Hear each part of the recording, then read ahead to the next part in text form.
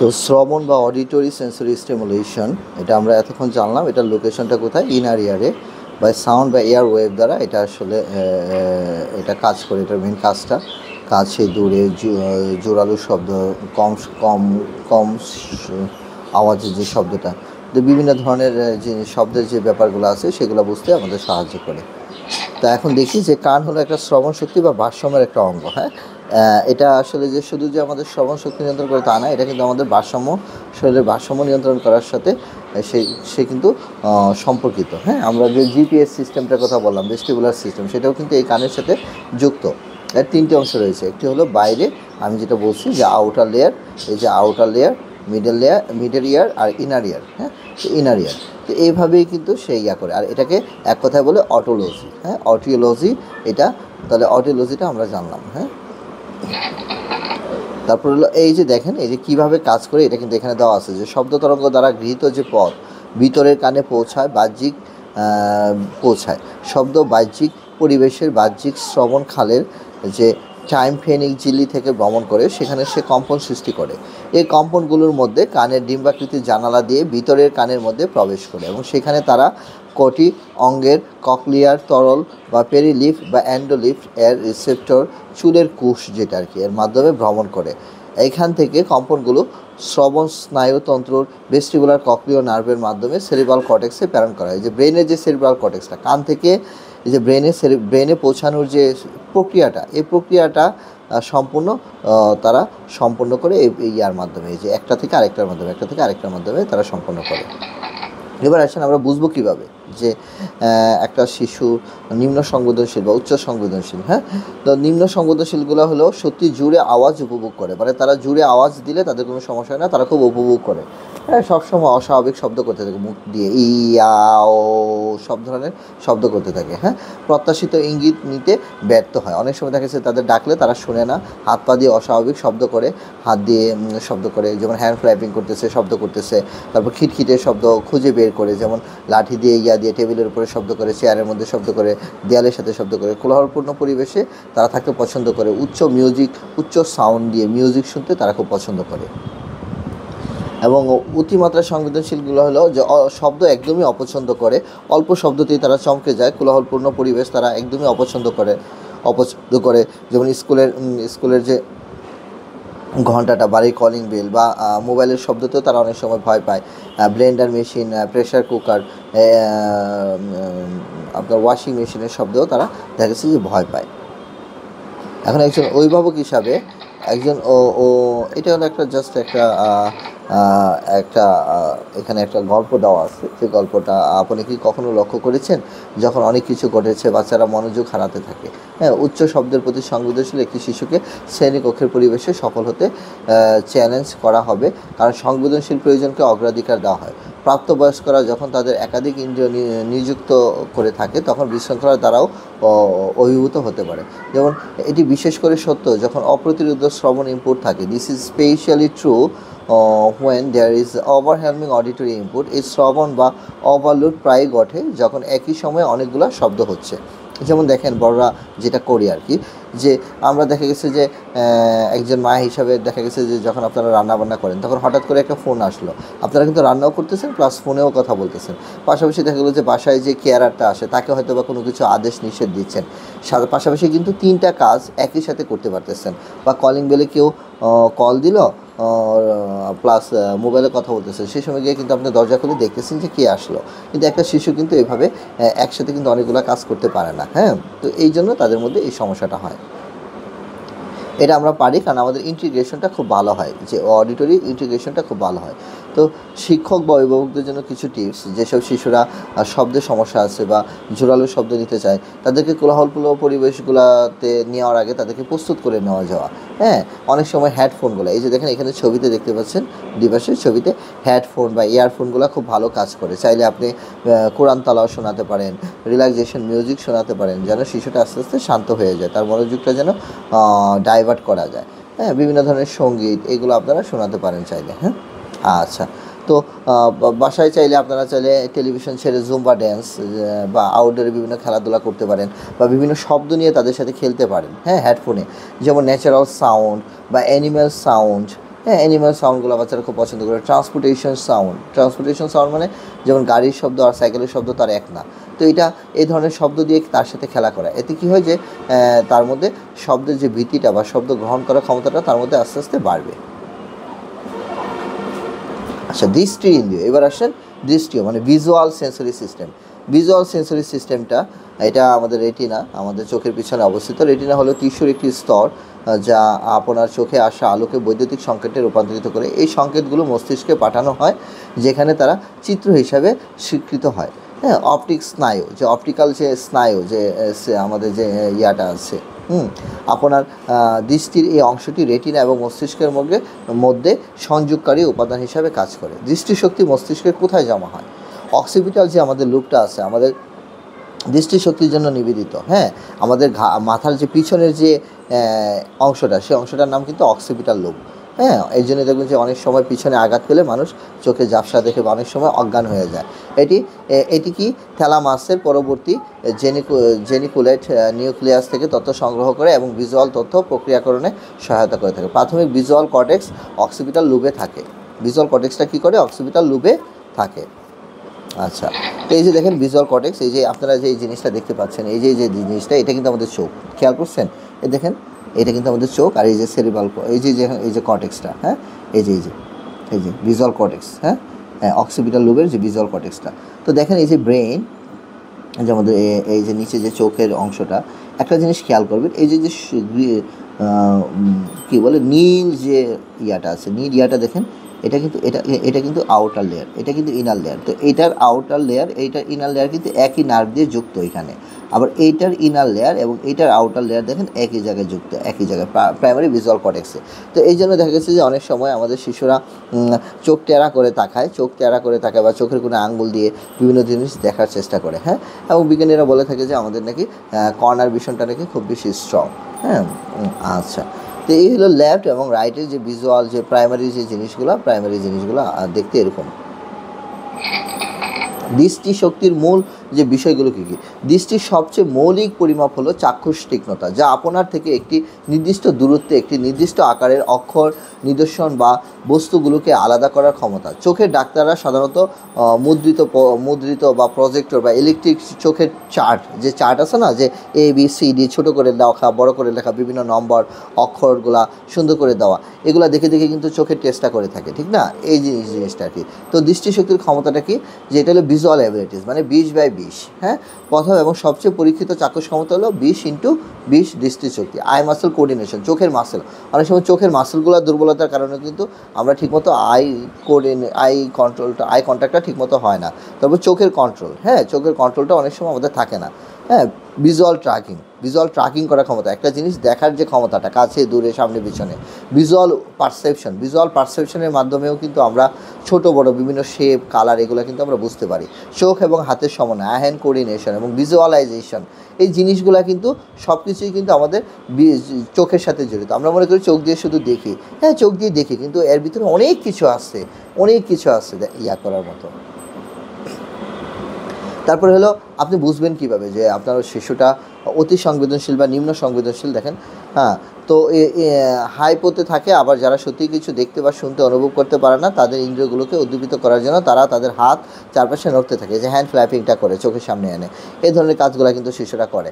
অনেক সময় তারা কালার চেনে না, বা অনেক সময় অন্ধকারে তারা ভয় পায়। এই ধরনের জিনিসগুলা প্রতিনিয়ত করে। এই যে প্রায়শই দেখেন লাল কালি দিয়ে লেখা, প্রায়শই তারা চোখের সামনে আঙ্গুল বা বস্তু নড়াচড়া করে ঘন্টার পর ঘন্টা, এই মনে আছে? তো এটা কিন্তু খুব কমন দেখবেন, হ্যান্ড ফ্ল্যাপিং করে, আমরা সবসময় বলি। এটা কিন্তু আপনার দেখেন আন্ডার সেন্সিটিভ হলে, ভিশনে যদি যাদের চোখে সমস্যা হয়, চোখে দেখতে সমস্যা হলে কিন্তু তারা কিন্তু এটা করে। হ্যাঁ, আরও কিছু কারণ আছে, কিন্তু এটা একটা ইম্পর্ট্যান্ট একটা কারণ। হ্যাঁ, তারপর উজ্জ্বল আলো তারা অপছন্দ করে।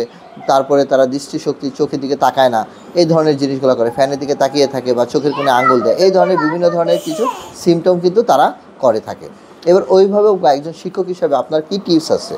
আপনার টিপসটা এখানে আমি একটু দেখাচ্ছি, আপনারা একটু খেয়াল করেন যে কী ধরনের টিপস থাকতে পারে। হ্যাঁ, টিপসটা হলো, আমি ইয়াটাকে একটু বড় করে দিলাম যেন আপনাদের দেখার জন্য। আসলে এই যে দেখেন, হ্যাঁ, এই যে টিপস, যেমন দেখেন এখানে ভিজুয়াল একটা বোর্ড ইউজ করতে পারেন বা চার্ট ইউজ করতে পারেন শিশুকে দেখানোর জন্য, যে I want I see thank you. যেমন ড্রিঙ্ক, বিস্কিট, অ্যাপল, কুকিজ, ছবি এবং লেখা, ছবি এবং লেখা, দেখছেন? এই ধরনের কি ক্লুজগুলোকে আমরা বলি যে ভিজুয়াল শিডিউল। ভিজুয়াল শিডিউলগুলো কিন্তু এইসব বাচ্চাদের জন্য খুব উপকারী। হ্যাঁ, ভিজুয়াল শিডিউলটা এইসব বাচ্চাদের জন্য খুব উপকারী। ভিজুয়াল শিডিউলের মাধ্যমে একটা বাচ্চা খুব দ্রুত যোগাযোগ করতে পারে মানুষের সাথে। তারপরে আপনি যেটা করতে পারেন অভিভাবক হিসেবে, ভিজুয়াল অবস্ট্রাকলগুলো, ঘরে যদি আলু কম থাকে তাহলে আলুর ব্যবস্থা করে দিতে পারেন। হ্যাঁ, বেশি থাকলে সহনীয় পর্যায়ে নিয়ে আসতে পারেন। রোদে বের হলে সানগ্লাস ব্যবহার করতে পারেন, এই ধরনের জিনিসগুলো। তারপর বিভিন্ন ধরনের কালারফুল ব্লক বা ভিজুয়াল জিনিসগুলো আপনি ব্যবহার করতে পারেন। আপনি চাইলে ক্যালেন্ডার, ঘড়ি, চার্ট, মানচিত্র ইত্যাদির মাধ্যমে শিশুকে আস্তে আস্তে লেখাপড়া শেখাতে পারেন। বা লাইটিং জাতীয় খেলনা আপনি চাইলে দিতে পারেন। আপনি স্যান্ড প্লে, আয়না দিয়ে খেলতে পারেন শিশুর সাথে, টর্চ দিয়ে খেলতে পারেন, টর্চ লাইট আর কি বলতে, ইলাস্ট্রেটেড যে বুকগুলো আছে, কালারফুল বুকগুলো এই ধরনের বাচ্চারা খুব পছন্দ করে। এইভাবেও কিন্তু আপনি শিশুর ভিজুয়াল স্টিমুলেশনটা আপনি বাড়াতে পারেন। আচ্ছা, নেক্সট অলফ্যাক্টরি এবং গেস্টেটরি। অলফ্যাক্টরি এবং গেস্টেটরি দুটো একসাথেই কথা বলি। যেমন স্বাদ এবং গন্ধ। স্বাদ এবং গন্ধ খুব ইম্পর্টেন্ট একটা সেন্স আমাদের। হ্যাঁ, আমাদের অনেক বাচ্চারাই আছে যে গন্ধ নিয়ে আর বুঝে না, সুগন্ধ দুর্গন্ধ বুঝে না। যে স্যার আমার বাচ্চা তো সুগন্ধ বুঝে, দুর্গন্ধ বুঝে না। আবার আমার বাচ্চা সুগন্ধও বুঝে না, দুর্গন্ধও বুঝে না। হ্যাঁ, আবার আমার বাচ্চা সারাক্ষণই খালি গন্ধ নেয়, যাই খাবে তাই গন্ধ নেয়, লালার গন্ধ নেয়, সব কিছুরই খালি গন্ধ নেয়, শরীরের গন্ধ নেয়। তো এই জিনিসগুলো কীভাবে করে? এটা মানেই হলো তার অলফ্যাক্টরি, তার যে স্মেল যে সেন্সটা আছে, তার স্মেল যে সেন্সটা আছে, অলফ্যাক্টরি যে সেন্সটা আছে, এই সেন্সটাতে তার দুর্বলতা আছে। এই কারণে কিন্তু সে এই কাজগুলো করে। হ্যাঁ, অন্যদিকে যেটা হলো যে গেস্টেটরি, যে টেস্ট যেটা, হ্যাঁ, যে স্বাদ যে ব্যাপারটা, হ্যাঁ, জিহ্বার মাধ্যমে যেটা নেই। যেমন জিহ্বার মাধ্যমে আমি কী ধরনের স্বাদ নেই? স্বাভাবিকভাবেই কিন্তু 5 ধরনের, না? একটা মিষ্টি নেই, তারপর টক, তিতা, তারপরে কি সল্টি বা লবণাক্ত, তারপর হলো স্পাইসি, ঝাল। তো এই 5টা টেস্ট কিন্তু আমরা স্বাভাবিকভাবে নিয়ে থাকি। তারপরে আপনি বুঝবেন কীভাবে যে আপনার বাচ্চাটার সমস্যা আছে। প্রাথমিকভাবে দেখেন তারা স্ট্রং টেস্ট, কিছু বাচ্চা আছে অনেক স্ট্রং টেস্ট ব্যবহার করে, যে আমার বাচ্চাটা একদম ঝাল কড়া মরিচ চাবায় খেয়ে ফেলে, তাও কোনো নেই। আবার খুব টক পছন্দ করে, বা খুব ঝাল পছন্দ করে, বা অনেক মিষ্টি পছন্দ করে, এই ধরনের থাকে। বা সিলেক্টিভ ফুড খায়, অন্য জাতীয় ফুড খায় না। হ্যাঁ, স্মেলে আবার দেখা যাচ্ছে অনেক বাচ্চা আছে নিজে খাচ্ছে, অন্য বাচ্চারা খাচ্ছে, সে বমি করে দিচ্ছে। এটাও কিন্তু একটা সমস্যা, এটাও কিন্তু স্মেলের কারণে সমস্যা, যে প্রস্রাব করে পায়খানা করে নিজেই বমি করে দিল। হ্যাঁ, তারা গন্ধ নিতে পারে না। বা বিভিন্ন রেস্টুরেন্টে ঢুকলে সে কান্নাকাটি, চিৎকার চেঁচামেচি শুরু করে দেয়। বিভিন্ন রেস্টুরেন্টের সামনে দিয়ে গেলেও দেখবেন যে সে চিৎকার গন্ধ করে দেয়, বমি ভাব তার ভিতর চলে আসে, বমিটিং করার টেন্ডেন্সি চলে আসে। এটা কিন্তু হয়। তারপরে যেমন অনেক বাচ্চা আছে সব কিছুই মুখে দিবে, যা পাবে তাই মুখে দিবে, যা পাবে। মনে করেন যে একটা ময়লা পেলো, একটা কাঠের টুকরা পেলো, এমন নিজের আঙ্গুল, নিজের নখ, নিজের কাপড়, এমনকি জুতা, যা পাবে তাই মুখে দিয়ে চাবাবে। হ্যাঁ, টেস্ট নেওয়ার মানে সে গ্রেভিং করা টেস্টটা খুব করে, সিক করে। আবার অনেক বাচ্চা আছে খুব স্ট্রং স্মেলটা নিতে পছন্দ করে, যেমন পারফিউম, আতর। হ্যাঁ, এইটা একটা জিনিস পছন্দ করে আর কি। তো অটিজম বৈশিষ্ট্যপূর্ণ শিশুদের মধ্যে সবচেয়ে সাধারণ যে সমস্যাগুলোর মধ্যে কয়েকটি হলো সংবেদনশীল উদ্দীপনার প্রতি তাদের হাইপার বা হাইপো সংবেদনশীলতা। তাদের সংবেদনগুলো খুব তীব্র, অতি সংবেদনশীলতা এবং একেবারেই কাজ করছে না, হাইপো সংবেদনশীলতা বলে মনে হয়। তো ঘ্রাণজনিত অত্যাধিক সংবেদনশীলতা, শিশুরা মানুষ বা বস্তুর গন্ধ সহ্য করতে পারে না। হ্যাঁ, যদিও তাদের তত্ত্বাবধায়করা কোনো গন্ধ সম্পর্কে অবগত হতে পারে না, তারা গন্ধ থেকে পালিয়ে যায়, মানুষের কাছ থেকে দূরে সরে যায় এবং সবসময় একই পোশাক পরার জন্য জোর করে, মানে সে অন্য পোশাক পরে না। বলেন, আমরা অনেক সময় বলি না যে স্যার আমার বাচ্চাটা সারাক্ষণ খালি এই একই কালারের পোশাক, আসলে কালার না, ওই গন্ধটা, এই যে পোশাকটা পরছে এই গন্ধটা তার কাছে ফেভারিট। হ্যাঁ, এটাও কিন্তু তার ঘ্রাণজনিত সমস্যার কারণে সে হতে পারে। একই ধরনের খাবার সে সবসময় খায়, হ্যাঁ, এটাই আর কি, যে এই লুকটাকে সে পছন্দ করে। হয়তো বা সে যে স্মেলটা দেয়, পারফিউমটা দেয়, সেই পারফিউমটা তার কাছে পছন্দ, এই কারণে। আবার এই বাচ্চাগুলো কিন্তু হুট করে বমি করে ফেলে। হ্যাঁ, এবং এই বাচ্চাগুলো দেখা গেছে যে গ্রানের সমস্যার কারণে সে যতই ক্ষুধার্ত হোক না কেন, সে কিন্তু বুঝে না যে তার ক্ষুধা লাগছে, এটাও কিন্তু হতে পারে। হ্যাঁ, এবং হাইপো সেন্সিটিভিটি যে বাচ্চাগুলো, সেটা কি চিবিয়ে নেয়, যা পায় তাই চিবিয়ে নেয়, সব কিছুর গন্ধ নেয়, খালি গন্ধ নেয়, ঘাস যা পায়, হ্যাঁ, তারা মুখ দিয়ে এটা সেটা চাটে, দেয়াল চাটে, মাটি চাটে, প্রস্রাব পায়খানা খেয়ে ফেলে। এই ধরনের সমস্যাগুলো তাদের মধ্যে থাকে। হ্যাঁ, এবং টিপসটা হলো massage, sensory integration therapy, oral motor massage দিতে হবে, বিভিন্ন ধরনের খাবার দিয়ে, বিভিন্ন ধরনের মেসি খেলা, বিভিন্ন ধরনের খেলা, তার সাথে খেলতে হবে, মেসি প্লেগুলো খেলতে হবে, খাবার তার সাথে খাবার দিয়ে খেলতে হবে। অ্যারোমা থেরাপিটা ইউজ করতে পারেন, যেটা স্নোজেলের রুমে আপনারা চাইলে বিভিন্ন ধরনের আর্টিফিশিয়াল যে গন্ধগুলো আছে সেগুলো কিন্তু ল্যাভেন্ডার, বিভিন্ন ধরনের ফ্র্যাগ্রেন্স, এগুলো দিয়ে কি আপনার অ্যারোমা থেরাপি দিতে পারেন। বাচ্চাকে চুইংগাম দিতে পারেন, চুইংগাম খাওয়াতে পারেন, বাচ্চাকে ললিপপ খাওয়াতে পারেন। এগুলো কিন্তু ওরাল মোটরের জন্য খুব ভালো একটা এক্সারসাইজ। হ্যাঁ, মটর ভাজা, চাল ভাজা, ডাল ভাজা, এই ধরনের জিনিস দিলে কিন্তু ওর ওরাল মোটরটাকে অনেক স্ট্রং হয়, অনেক স্ট্রেংথেনিং হয়। পাশাপাশি আপনারা কোনো ডায়েটিশিয়ানের সাথে যোগাযোগ করে তার অ্যালার্জিক টেস্টটা দেখে নিতে পারেন। হ্যাঁ, এই ধরনের কাজগুলো আপনারা চাইলে করে নিতে পারেন। এটি হলো একটা সেন্সরি চার্ট। একটা সেন্সরি চার্টের বিভিন্ন ধরনের সমস্যা থাকে। এই সমস্যাগুলো মূলত বিভিন্ন ধরনের সমস্যা দিয়ে বুঝি যে একটা বাচ্চা তার সেন্সরি সমস্যাগুলোতে ভুগছে। এই যে এতক্ষণ পর্যন্ত যে কথাগুলো বললাম, হ্যাঁ, এতক্ষণ পর্যন্ত যে কথাগুলো বললাম, এটা মানেই কিন্তু একটা বাচ্চা সবগুলা সেন্সরি সিস্টেমের যে সমস্যা থাকবে তা কিন্তু না। দেখা যায় যে বাচ্চার একটা বা দুইটা বা তিনটা সেন্সরি সিস্টেমের সমস্যা থাকবে, বাকিগুলাতে কিন্তু সমস্যা নাও থাকতে পারে। তো এটা কীভাবে বুঝবেন? এটা বুঝতে হলে আপনাকে অবশ্যই একজন বিশেষজ্ঞ অকুপেশনাল থেরাপিস্টের শরণাপন্ন হতে হবে। যখনই আপনি একজন বিশেষজ্ঞ অকুপেশনাল থেরাপিস্টের শরণাপন্ন হবেন, তিনি বাচ্চাটাকে অবজারভেশন করবেন, বাচ্চাটাকে অ্যাসেসমেন্ট করে তিনি সিদ্ধান্ত নেবেন যে আপনার বাচ্চার আসলে কোন কোন সেন্সরি সিস্টেমগুলো স্ট্রং আছে এবং কোন কোন সেন্সরি সিস্টেমগুলো দুর্বল আছে, এবং কীভাবে কাজ করলে সেই দুর্বল সেন্সরি সিস্টেমগুলো আস্তে আস্তে উন্নতি লাভ করবে এবং আপনার শিশু স্বাভাবিকভাবে যোগাযোগ করা শিখবে, স্বাভাবিকভাবে কথাবার্তা শিখবে, খাওয়া দাওয়া শিখবে, দৈনন্দিন জীবনে সে পারদর্শিতা অর্জন করবে। এটি আর কি। তারপর দেখেন এখানে যেমন লিটারেচারে দেখা গেছে যে 42 থেকে 88% বাচ্চার অটিজম এখন ধরা পড়তেছে। হ্যাঁ, এবং তাদের সবারই দেখা গেছে যে সেন্সরি প্রসেসিং ডিফিকাল্টিজ আছে, মানে সেন্সরি সমস্যাটা কিন্তু খুব কমন হয়ে গেছে এখন অটিজমে ভুগছে শিশুদের জন্য।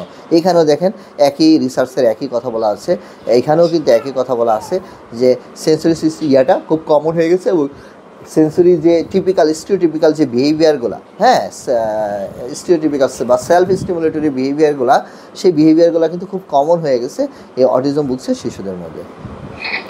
এবার আসেন আমরা কথা বলি যে ইন্দ্রিয়ের সমন্বয়হীনতাটা কি। ইন্দ্রিয়ের সমন্বয়হীনতা হলো এই যে সেন্সরি ইন্টিগ্রেশনটা, একটা শিশু একটা সেন্সরি সিস্টেমের সাথে যখন আরেকটা সেন্সরি সিস্টেম, দুইটা সেন্সরি সিস্টেম মিলে যখন একটা কাজ সুস্থভাবে সম্পাদন করতে পারে না, সমন্বয়হীনতা হয়, তখনই সেটাকে বলে ইন্দ্রিয়ের সমন্বয়হীনতা। ইন্দ্রিয়ের সমন্বয়হীনতার ফলে দেখা গেছে বাচ্চা মনোযোগ ধরে রাখতে পারে না, একটা পেন্সিল ধরতে পারে না, সে একটা কবিতা সুন্দরভাবে বলতে পারে না, খাবারটা সুন্দরভাবে খেতে পারে না, খেলাধুলা সুন্দরভাবে অংশগ্রহণ করতে পারে, সব কিছুতেই শিশুর একটা সমস্যা বা ইন্টারাপ্ট হয়ে থাকে। হ্যাঁ, এবং আমরা অলরেডি কিন্তু জেনে গেছি যে অতি সংবেদনশীল বা নিম্ন সংবেদনশীল জিনিসটা কি, এটা নিয়ে আর রিপিট করব না। আমরা বুঝে গেছি যে হাইপার এবং হাইপোসেন্সিটিভিটিটা কী বলে, আমরা অলরেডি কিন্তু আমরা বিভিন্ন স্লাইডে আলাপ করেছি। এবং আরেকটা যেটা জিনিস হতে পারে, এটা বলি নাই, এটা হলো কম্বিনেশনটা কি? কম্বিনেশন হলো যেমন একটা শিশুর যেমন ট্যাকটাইল মানে স্পর্শতাতে দেখা যাবে যে সে খুব হাইপার, মানে সে সব কিছুতেই ভয় পায়, জড়ায় ধরা পছন্দ করে না, কোনো কিছু হাতে ধরতে চায় না, হাতে ধরে খেতে চায় না, একটু গ্যাদারিং প্লেসে গেলে চিৎকার চেঁচামেচি শুরু করে। আবার সেই বাচ্চাটাই দেখা গেছে যে অডিটরিতে খুব বেশি হাইপো, মানে সে সব কিছুই গ্রেপ করার চেষ্টা করে, যা সে সব ধরনের সাউন্ড নিচ্ছে। তো একই সাথে একটা বাচ্চা হাইপার হতে পারে, একই সাথে একটা বাচ্চা হাইপার হতে পারে আরেকটা সেন্সরি সিস্টেমে। এটাকে বলা হয় এ কম্বিনেশন অফ হাইপার এবং হাইপো সেন্সিটিভিটি।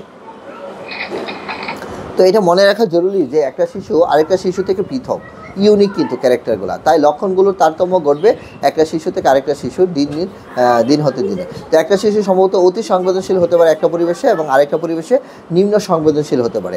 একটা শিশু খুবই মুভমেন্ট বা নাড়াচাড়া করতে পারে, আরেকটা শিশু নাড়াচাড়া একদমই পছন্দ করবে না। তো এই ধরনের জিনিসগুলো কিন্তু হয়েই থাকে।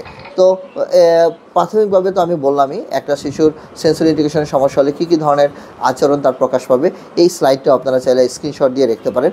এইগুলো কিন্তু আমি অলরেডি কিন্তু আমাদের স্লাইডগুলোতে, আগের স্লাইডগুলোতে ছিল, এখানে একসাথে সবগুলা আমি লিখে দিয়েছি যেন আপনাদের জন্য মনে রাখা বা মুখস্থ করাটা খুব সহজ হয়, যাতে এই সাইন সিম্পটমগুলো দেখলেই বুঝবেন যে শিশুটির সেন্সরি প্রসেসিং ডিসঅর্ডারে ভুগছে, তাকে অবশ্যই একজন অকুপেশনাল থেরাপিস্টের কাছে রেফার করতে হবে। হ্যাঁ, এটা একটা একজন অভিভাবকের একটা স্টোরি যেমন 3 বছর বয়সের একটা অভিভাবকের একটা স্টোরি এখানে দেওয়া আছে। আমি আর এটা বলবো না, করতে চাচ্ছি না। মানে এখান দিয়ে সে বোঝা যাচ্ছে যে কীভাবে আসলে সে বুঝলো একটা সময় পরে গিয়ে যে তার বাচ্চাটা সেন্সরি প্রসেসিংয়ে ভুগছে এবং তাকে সেন্সরি ইন্টিগ্রেশন থেরাপি দিতে হবে। আশা করি যারা প্রথম থেকে এখন পর্যন্ত এই ভিডিওটা দেখতেছেন তারা আশা করি বুঝতে পারছেন যে কিভাবে আমি বুঝবো আমার শিশুর সেন্সরি ইন্টিগ্রেশনে সমস্যা আছে। এটাও যে শিশুটার যে কিছু বর্ণনা এখানে দেওয়া আছে। আমি যেহেতু বলছিলাম যে এটা একটা স্টোরিটা আপনাদের সময়ের জন্য শোনালাম না, কারণ ভিডিওটা অনেক বড় হয়ে যাচ্ছে। হ্যাঁ, আমরা গুরুত্বপূর্ণ জিনিসে যাই। সেন্সরি ডায়েটটা নিয়ে আসলে আলাদাভাবে ইনশাল্লাহ আবার কথা বলবো। তারপরেও আজকে অল্প একটুভাবে বলে দেয়, এটা হলো সেন্সরি ডায়েট। প্রত্যেকটা শিশুর জন্য আলাদা আলাদা করে কিছু ডায়েট লাগবে। যেমন জ্বরের জন্য যখন ডক্টরের কাছে যান, ডক্টর কিন্তু জ্বরের জন্য কিন্তু সব রোগীকে কিন্তু সেম মেডিসিন প্রেসক্রাইব করেন না, ঠিক না?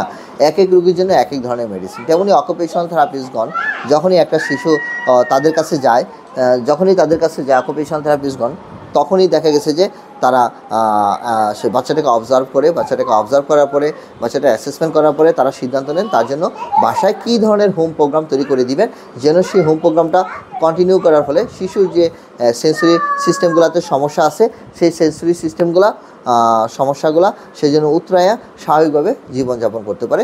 সেটাকে বলা হয় ইন্ডিভিজুয়ালাইজ সেন্সরি ডায়েট। এই যে এখানে খেয়াল করেন, ইন্ডিভিজুয়াল সেন্সরি ডায়েট তৈরি করতে হবে। তার যতগুলো সেন্স আছে, যে 8টা সেন্স আছে, 8টা সেন্সের উপরে ইন্ডিভিজুয়াল সেন্সরি ডায়েট তৈরি করে দিতে হবে, তার জন্য আলাদা এক্সেপশনাল। হ্যাঁ, এবং এই ডায়েটটা তৈরি করতে গেলে আমরা কিছু গাইডলাইন ফলো করি। গাইডলাইনগুলো হলো, একটা হলো অ্যালার্টিং লেভেল, আরেকটা হলো অর্গানাইজিং লেভেল, আরেকটা হলো কামিং লেভেল। অ্যালার্টিং লেভেলটা কি? অ্যালার্টিং লেভেলটা হলো এই 3টা ভাগে ভাগ করে নিই। যেমন আপনার হাতে 1 ঘন্টা সময় আছে, আপনি শিশুটাকে থেরাপি দিবেন। এই অ্যালার্টিং লেভেলের কাজটা হলো শিশুটাকে সজাগ করা, শিশুটাকে অ্যাক্টিভ করে নেওয়া আপনার আসল থেরাপি শুরু করার আগে। হ্যাঁ, যেমন অর্গানাইজিং। এই জন্য নর্মালি সেশনগুলো আসলে 1 ঘন্টা হলে সবচেয়ে ভালো হয়, আমার পার্সোনাল অভিব্যক্তি। হ্যাঁ, মাঝে মাঝে আমার এখানে যখন আমি 2 ঘন্টাও বাচ্চাকে অকুপেশনাল থেরাপি দিই, অকুপেশনাল থেরাপিটা বিশাল একটা সাবজেক্ট। এখন আপনারা বলতেই পারেন যে 2 ঘন্টা আপনি কী করেন? দয়া করে আমাদের ভিডিওগুলো দেখবেন, বাচ্চাদের দেখবেন, দেখলে বুঝতে পারবেন যে 2 ঘন্টা আমরা কী কাজ করি। কাজের শেষ নেই, অনেক কাজ 2 ঘন্টাতেও শেষ হয় না আসলে। হ্যাঁ, তো অ্যালার্টিং লেভেলের কাজটা হলো 5 থেকে 10 মিনিটের মধ্যে খুব দ্রুত বাচ্চাটাকে বডি অ্যাওয়ারনেসটা তার ডেভেলপ করা, তার অ্যালার্টনেস লেভেলটাকে বাড়িয়ে দেওয়া। এই অর্গানাইজিং লেভেলের কাজটা হলো এখানে আমার টার্গেট অনুযায়ী তার সাথে কাজ করা। তার যে সমস্যাগুলো আমরা পাইছি অ্যাসেসমেন্টে, সেই সমস্যাগুলো ধরে ধরে এখন তার সাথে কাজ করা। আর কামিং লেভেলের কাজ হলো, এখন থেরাপিটা আমি শেষ করব 5 মিনিট পরে শেষ হয়ে যাবে। এখন 5 মিনিটের মধ্যে আমি তার সাথে কিছু কামিং কাজগুলো করব, তাকে একটু শান্ত করে দিব বিভিন্ন ধরনের কাজের মাধ্যমে। এখানে দেওয়া আছে, এর মাধ্যমে কিন্তু ব্যালেন্স সেন্সরি ডায়েটের এই ফিটনেস প্ল্যানটা অনেকটা একই রকম এইভাবে তৈরি করা হয়ে থাকে। এই যেমন একটা বাচ্চার সেন্সরি ডায়েট, যেমন মর্নিংয়ে আমি এই কাজটা করলাম, এই কাজগুলো করলাম, ইভিনিংয়ে আমি কাজগুলো করলাম, হ্যাঁ, তারপর নাইটে ঘুমানোর সময় আমি কাজগুলো করলাম।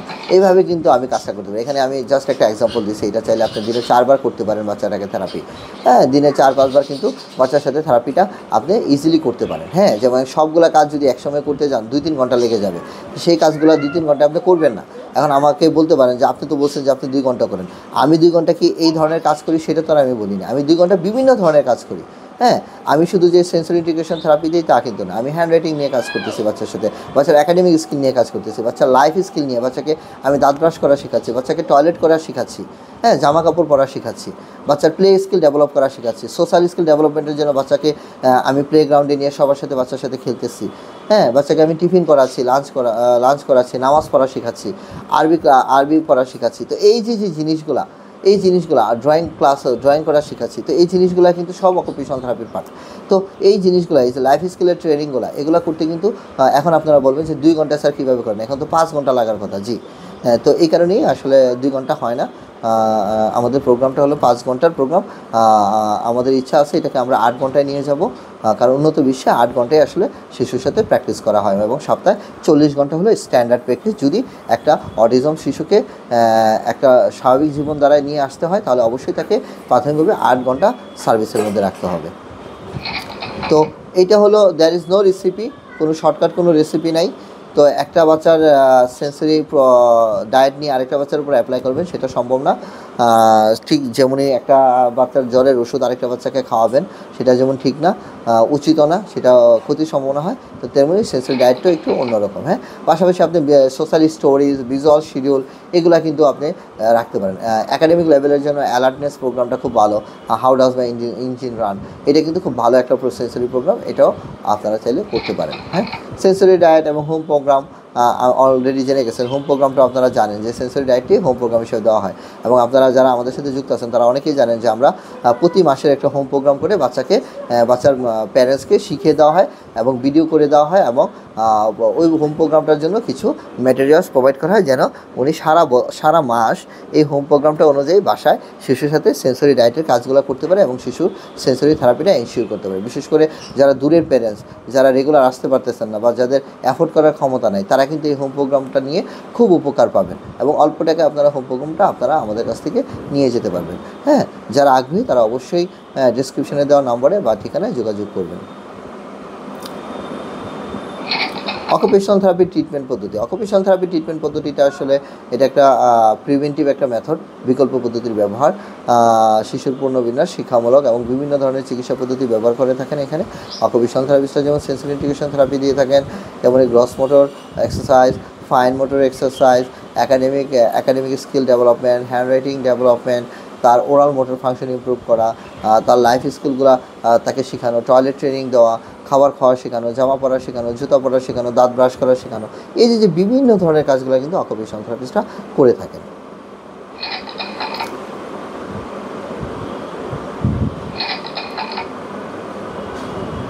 এটাও আরেকটা প্রতিবেদন, আরেকটা কেস স্টাডি।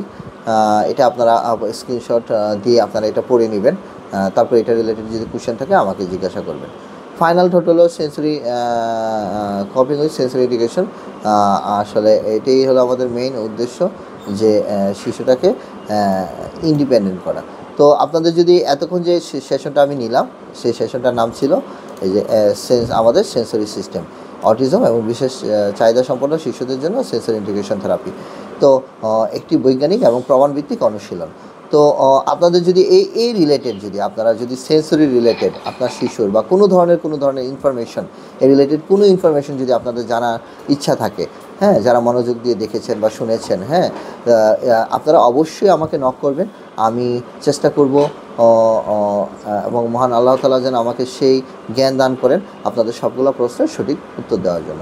তো সবাই ভালো থাকবেন, সুস্থ থাকবেন। আসসালামু আলাইকুম ওয়া রাহমাতুল্লাহি ওয়া বারাকাতুহু।